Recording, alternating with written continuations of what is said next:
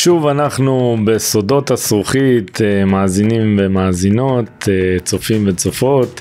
אנחנו שמחים היום לארח את המעצבת יעל גרינברג.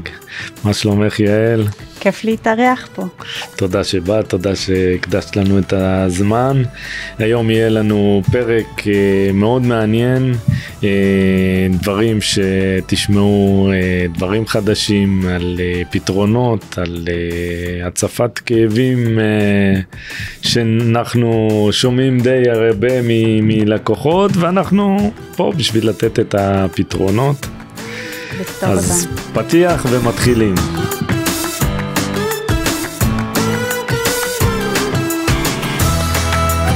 אז איתנו המעצבת יעל גרינברג. שלום יעל, מה שלומך? אז קודם כל כיף להיות פה. אז אני מעצבת פנים כבר בערך 4 שנים, זאת קריירה שנייה שלי, אחרי שהייתי שנים בתחום הניהול בכלל, וזה היה חלום המון שנים, עד שככה לקחתי אומץ ופשוט עשיתי את השינוי. ואני מעצבת בעיקר דירות, אני עובדת באזור תל אביב, פרויקטים מורכבים, שיפוצים גדולים, ויצא לי במהלך הדרך להכיר אותך, ואנחנו עובדים לא מעט. שמח על זה. גם אני, ואני באמת בוחרת את הספקים ובעלי המקצוע ממש בפינצטה, אז זה אומר הרבה על העבודה המשותפת שלנו. ובאמת אני יודעת שאתה עושה גם משרדים ועושה המון עבודות גם בתחום הזה, אז רציתי לשאול אותך מה אתה חושב שהיתרונות המרכזיים ככה בשימוש בזכוכית במשרדים? איך זה עובד שם? כן, משרדים זה תחום מיוחד. יתרון ראשון שאני חושב של זכוכית בחללים משרדיים זה הכנסת אור טבעי. זכוכית מאפשרת לנו להכניס אור טבעי לחללי עבודה, מה שמפחית את הצורך בתאורה מלאכותית, מייצר סביבת עבודה נעימה יותר, כלילה יותר, הווייב בריא יותר. יתרון נוסף שאני חושב זה תחושת המרחב. זכוכית משאירה את החלל פתוח ומרווח, מה שתורם להרגשה של פחות צפיפות, פחות וייב ככה לחוץ. אני חושב שזה חשוב, התחושה הזאת נותנת תוצר עבודה טוב יותר. לגמרי. מסכימה, כי באמת בשונה מהמשרדים של פעם, שזה היה איזה כוחים כאלה, אפופי ישן שישבו בהם ואף אחד לא ידע מה השני עושה.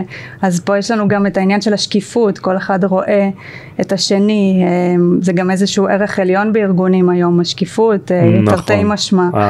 השיתוף של החללים יוצר גם את ההפרדה. נכון. זאת אומרת שכל אחד יכול לעבוד בחלל עבודה שלו בשקט, ופה גם נכנס הפן האקוסטי, שגם משהו שצריכים להתייחס אליו. איך את רואה את הזכוכית שמשפיעה על התחושה בחלל עבודה? אז יצא לי באמת לעצב משרדים מאוד גדולים, ובאמת הכל היה מזכוכית.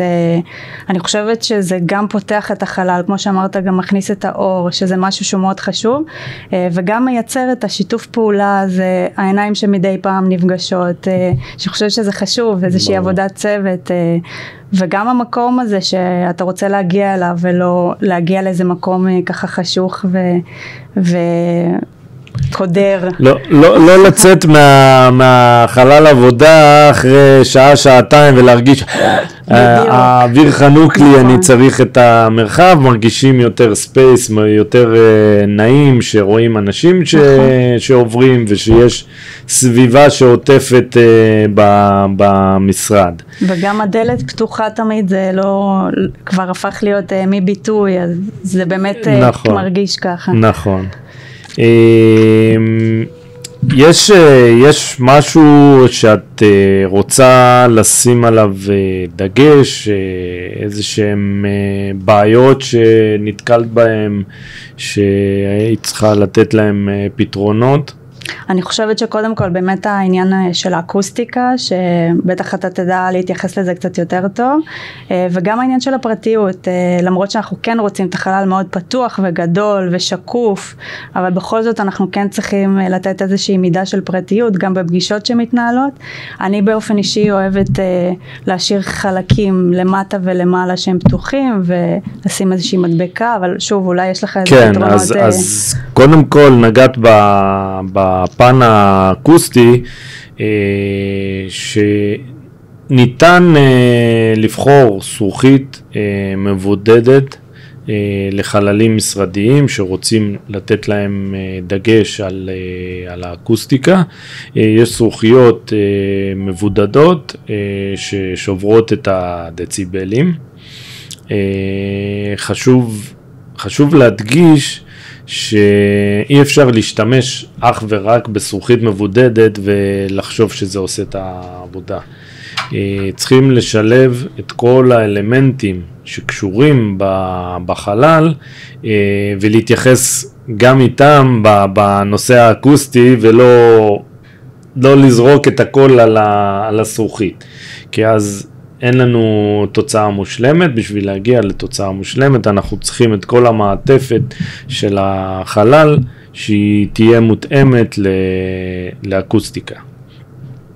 מבחינת פרטיות, כמו שאמרת, אפשר להשתמש בטכנולוגיה של ציפויים שהם ציפויים למחצה.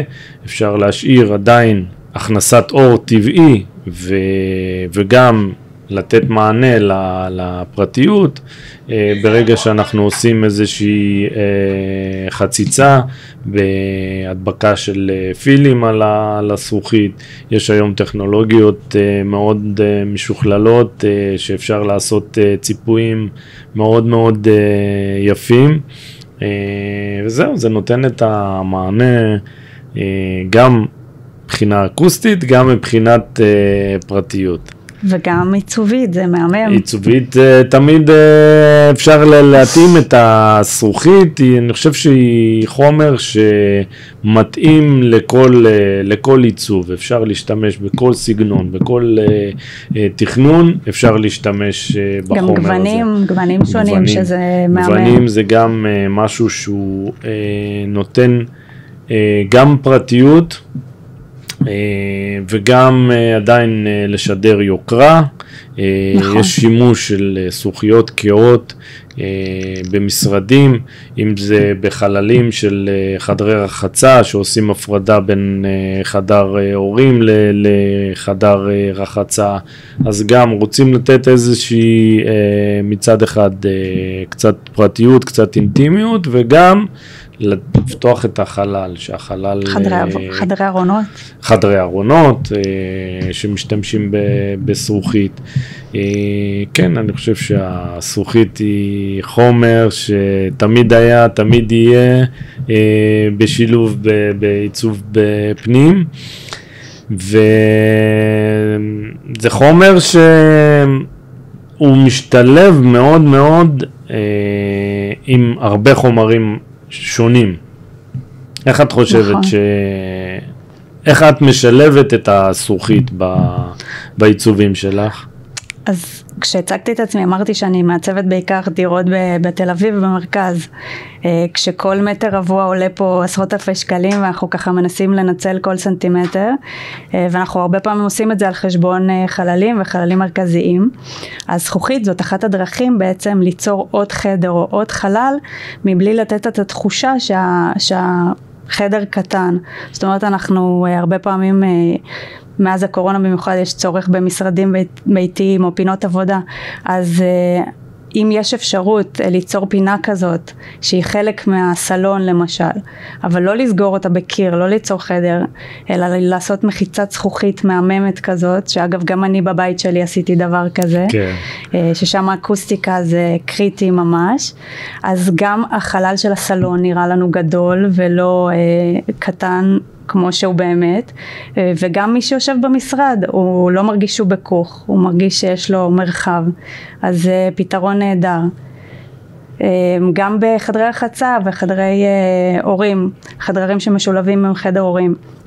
אז יש לנו בעצם, כדי לקרוב לחדר שינה להיות גדול יותר ופתוח יותר, אפשר את חדר הרחצה לעשות באמת מזכוכית, אבל חשוב כן לתת את הדעת לאור שנכנס ובאמת לפתרון האקוסטי, וגם לחשוב על העניין של הפרטיות.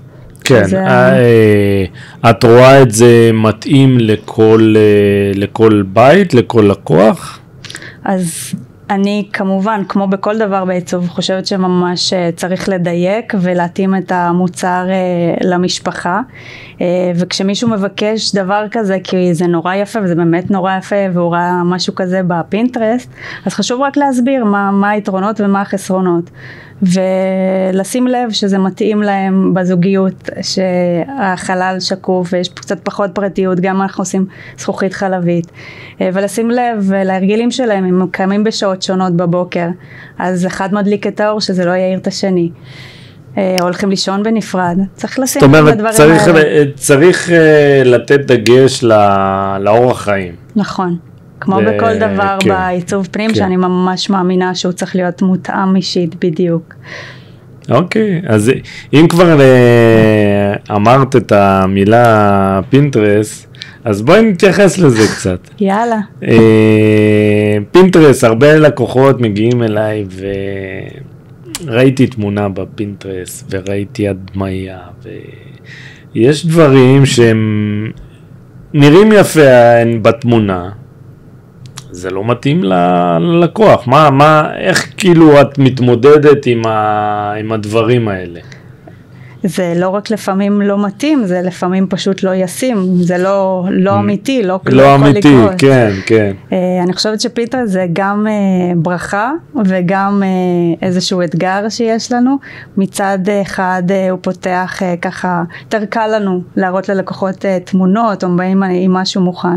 ומהצד השני באמת לפעמים צריך להוריד אותם קצת למציאות, כן. ולהסביר למה במקרה הזה אולי זה פחות יתאים להם, אבל תמיד למצוא פתרון שהוא ליד, שהוא נותן את אותה תחושה שהם ראו או הרגישו.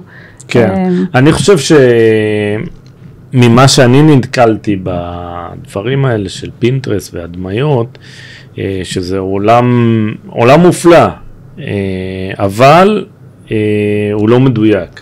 בכלל לא. ולנו כבעלי מקצוע שבמיוחד מתעקשים על הדברים, על הפרטים הקטנים, זה דברים שצריכים להסביר ללקוח. כי אם נמצא איזה תמונה של דלת שלא רואים את הצירים ובפועל זה לא בדיוק ישים, אז כן, אז הלקוח צריך לדעת שכן יראו את הצירים, או שצריכים למצוא פתרון אחר, שאנחנו נעשה איזה שהם צירים סמויים. כן, העולם הזה עולם באמת מופלא. אני חושב שצריכים להשתמש בנושא הזה קצת יותר לפתיחה של הראייה המרחבית, מאשר השראה. בדיוק, השראה ולא דיוק פרטים, כי הדברים שם לא הכי מדויקים. אני זוכרת שגם לפני, לא יודעת, חודש שלחת לי איזה הדמיה כזאת נורא יפה מפינטרסט של מקלחון. נכון. ואמרתי, רגע, איפה הפרופילים? לא רואים אותם, איפה התפרים של העריכים? זה משהו שישר נראה נכון, אבל שוב, זה שיהיה לי לאן לשאוף. הראייה המרחבית, זאת אומרת, אנחנו רוצים להגיע לזה, ואם אנחנו יכולים ליצור משהו עם פרופילים סמויים, אז משתמשים בפרופילים סמויים, משקיעים אותם בריצוף או בתקרה, ואז יוצרים את הפתיחות, את האשליה של זכוכית שהיא מרחפת, שאין לה שום חיבור. אנחנו משתמשים בזה גם במראות מרחפות, שלא רואים את התלייה שלהם מאחורנית. כן, אני רואה את הדברים בעתיד הולכים לכיוונים האלה של מראה נקי יותר, חלק יותר, בלי לראות יותר מדי פרופילים או אביזרים. ובאמת חשוב, זה מה שאני אוהבת גם בעבודה איתך, לשים לב לפרטים האלה וגם לחשוב מה כן, זאת אומרת לא זה אי אפשר, אלא לחשוב איך אנחנו כן יוצרים את התחושה, את המראה, גם אם זה בפתרונות אחרים, ובאמת למצוא פתרון לכל דבר, וזה...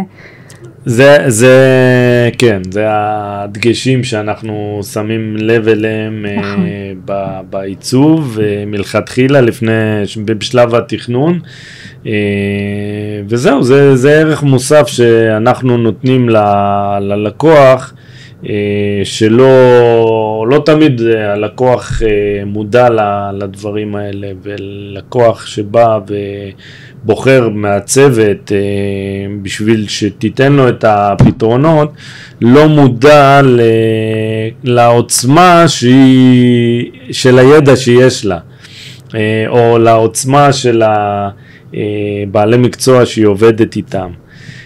וזה ערך מוסף. והלקוח תמיד מרוויח משיתופי פעולה ובעלי מקצוע שמסתדרים טוב ביחד. נכון. גם אם הוא לא מודע לזה. נכון. אז כן, אז תמיד השיתופי פעולה האלה צריכים להוליד תוצאה מושלמת בשביל הלקוח. וזהו, אנחנו פה בשביל שהלקוח יהיה מרוצה. נכון. להגשים לו את החלום. בדיוק. וגם הסיפוק הוא שלנו. נכון, מסכימה לגמרי. יעל, איך נסכם? קודם כל אני מודה. תודה, ובאמת שכיף לי לעבוד איתך. הדדי. תודה. זאת הבמה להודות לך על זה, שנמשיך ושיהיה לנו עוד המון פרויקטים משותפים והמון לקוחות מרוצים. נכון, זאת המטרה. תודה. תודה לך. תודה רבה לכל המאזינים, תודה שהזנתם לעוד פרק של סודות הזכוכית. אנחנו נתראה בפרקים הבאים, המון תוכן מעניין שיוסיף לכם להיות טובים יותר.